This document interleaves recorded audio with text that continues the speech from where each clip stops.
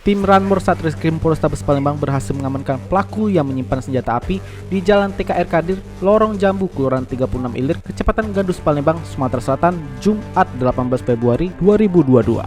Tersangka Zamhari diciduk aparat dipimpin Kasubnit Ranmor Ibtu Joni Palapa di kediamannya.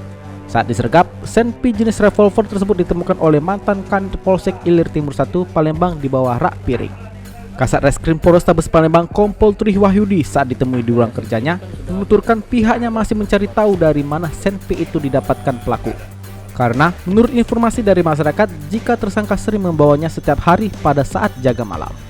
Sementara itu, dari pengakuan tersangka jika senpi rakitan tersebut belum digunakannya sama sekali. Aku sentiran. Nah, jadi betul, alhamdulillah kami Satreskrim Polrestabes Palembang khususnya unit Opsnal Pidum dari beberapa hari memang kita juga terlibat dalam operasi Senpi Musi 2022. Alhamdulillah berhasil mengamankan 1 orang dengan barang bukti juga senpi rakitan jenis revolver dengan 4 butir peluru yang masih aktif pelurunya. Saat ini kami sedang mendalami pelaku ini dapat dari mana. Ini kita ambil di daerah Gandus. Mereka kalau pengakuan awal sih katanya nemu katanya senpinya. Cuman kami akan dalami terus dari mana asal muasal senpi rakitan tersebut sampai di tangan tersangka kita.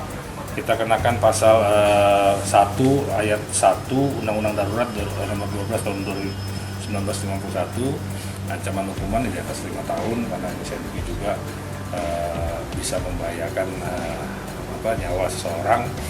Pekerjaannya dia sehari-hari dia sebagai jaga malam, dia pengakuannya dia gunakan terus senpi itu, maksudnya untuk setiap jaga malam dia bawa senpinya. Atas tindakannya tersebut, pelaku dijerat pasal 1 ayat 1 Undang-Undang Darurat nomor 12 tahun 1951 dengan ancaman hukuman penjara di atas 5 tahun penjara.